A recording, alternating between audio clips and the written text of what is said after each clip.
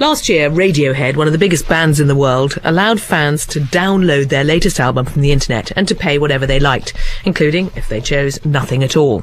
Radiohead's decision prompted much soul-searching in the music business, not least by record companies who were watching, in effect, a band connecting directly to its fan base. Thom Yorke, Radiohead's frontman and a former Christmas guest editor of this programme, talked to Mark Coles about the experiment.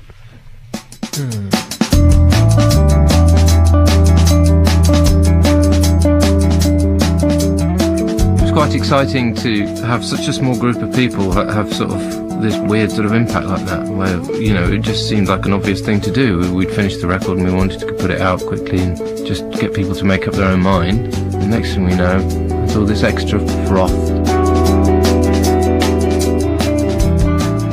When I get asked about it by my friends, I say, well, I think it was just one of those stories that was waiting to happen, and we happened to be the band that kicked off the story that people wanted to write anyway.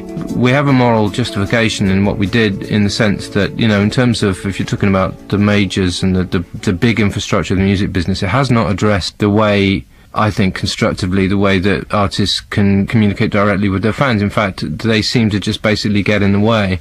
Not only do they get in the way, but they take all the cash. But are you able to break it down? I mean, I've read all sorts of things on the internet, all these web companies who claim to being able to scan exactly how many downloads. They say 1.2 million, 60-odd% nonsense. Did it for free. Thanks very much. We're the only people who know, and we ain't gonna... It feels wrong to sort of say exactly what happened, but it's been a really nice surprise, and we've done really well out of it. Well, that was the download experiment. Yeah, you've had a month. You've had 2 months now to work it out. Now comes the CD, the physical release. Why was there a feeling that you needed the CD? Well, because 80% of people still buy physical records, so we'd be start raving mad to not address that. You know, we didn't want it to be a big announcement about, like, everything's over except the internet. The internet's the future, because that's utter rubbish. And it's really important to have an artifact as well, as they call it, an object. Melodies do seem to be back right up front again. I don't know whether that's a conscious decision or they've just crept back in. There was a conscious decision to focus on the voice, and I guess from that it all became melodic by necessity, really.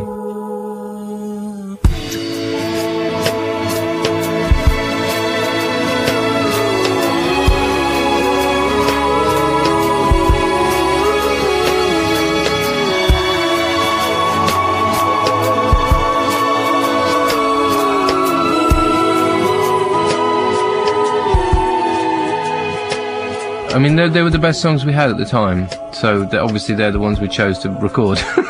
But 8 of them have been played live over the years, haven't they? And one of them, 8, 9 almost, actually. Nude stretches back, what, 10 years? Don't get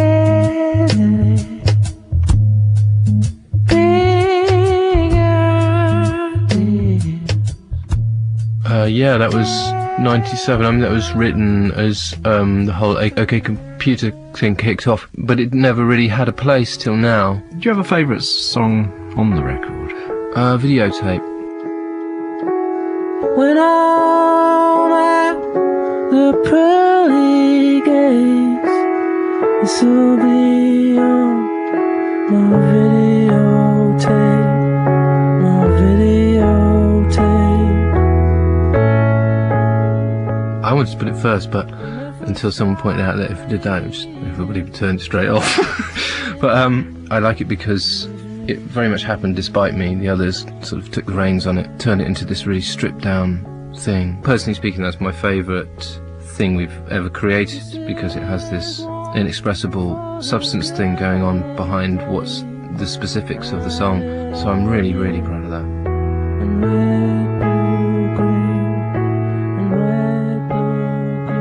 Then comes the world tour, May 2008. Yeah, it's not really I mean, it's a few months, yeah. But you're off to North America, Japan, Europe, dates in Britain. Yeah.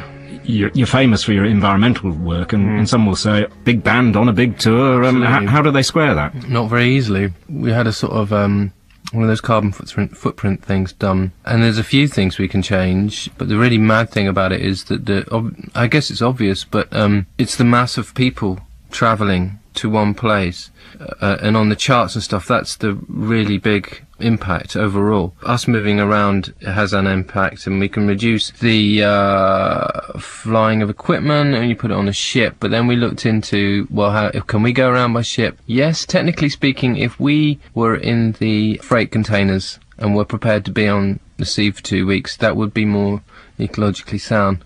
But if you would like to go on the Queen Mary, for example, that's actually worse because they go so fast and they're so heavy. So I think the idea so far we've got as far as if we're playing in places, municipal centres, cities and so on, that have public transport systems, so that there is at least an option for people travelling other than singularly in cars and so on. And we'd just reduce our flying to the absolute minimum. It is quite extraordinary, the rock and roll business at this stage. The normal protocol would be to fly in, fly out on your Learjet every night, go back to New York or whatever. And so to choose to bumble around on a bus and stuff, it's going to be interesting.